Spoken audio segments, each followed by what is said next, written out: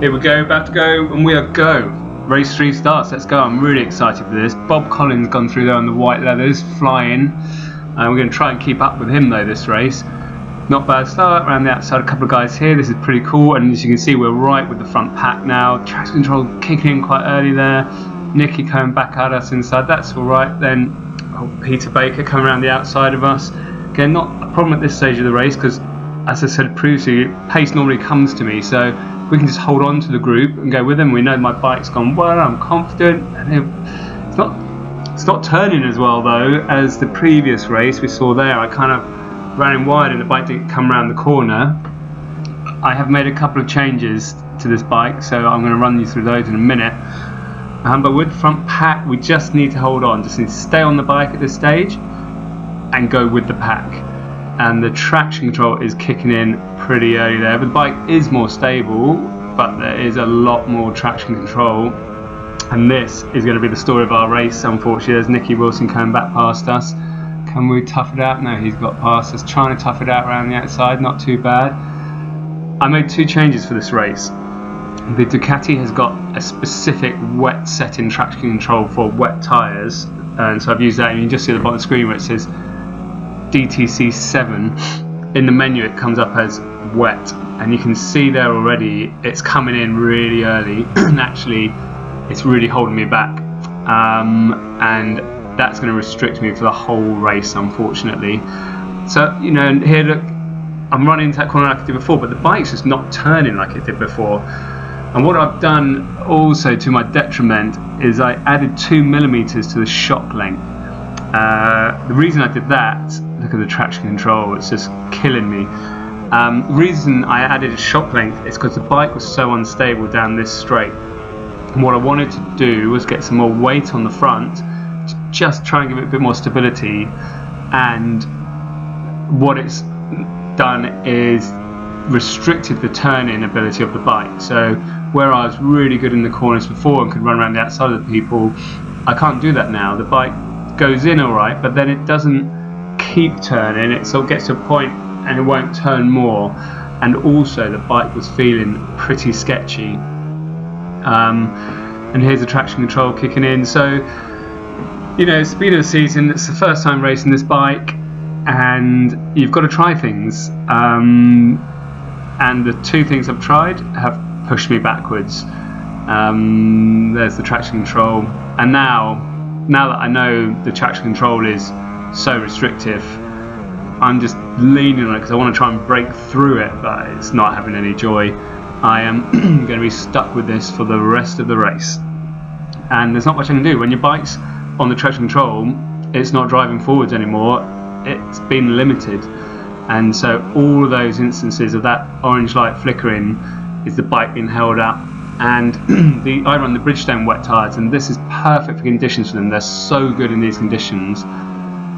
But the traction control is set for Pirelli wet tyres, and in my opinion, my experience, I think the Bridgestone is a much better tyre in a full wet, much more grip. And so if you're running traction control with a Pirelli setting, which has less grip, you're just not going to benefit from the what the Bridgestone tyre has to offer.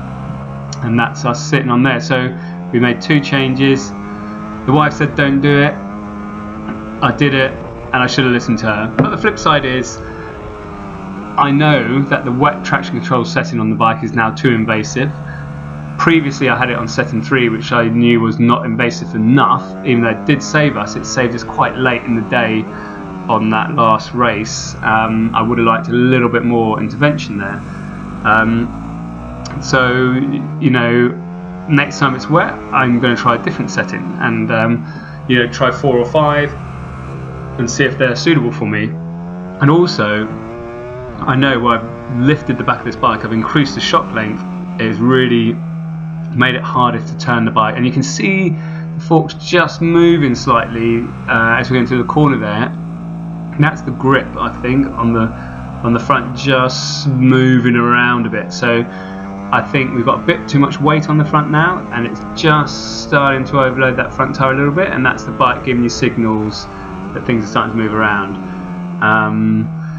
And this is pretty much where we sit for the rest of the race. We just can't pull anyone in because of traction control, and we can't work around the traction control because I've set the bike so it doesn't steer as cleanly.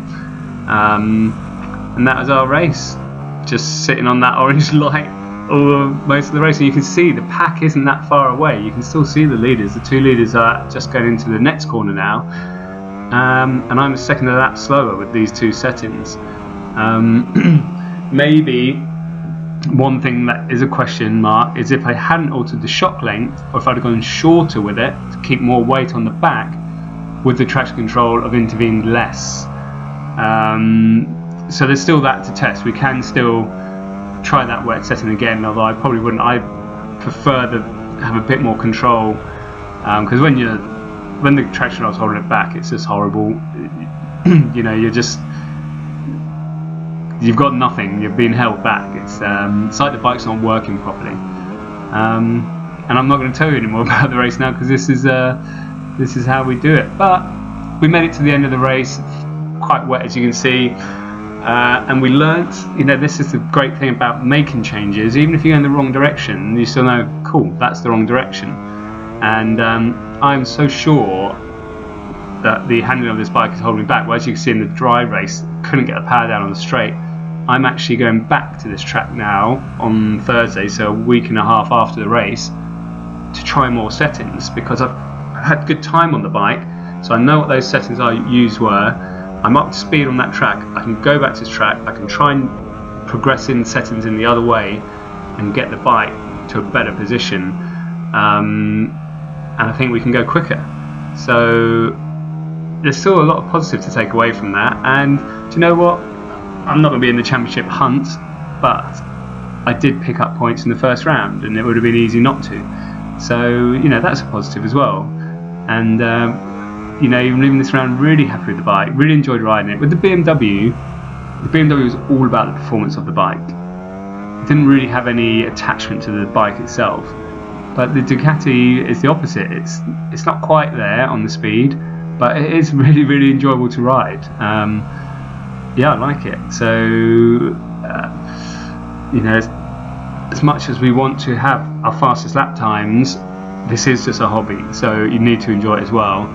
And I'm sure, I'm confident that we can get the Ducati faster than the BMW, and we're really close going into the right direction with it now. So it's all good stuff.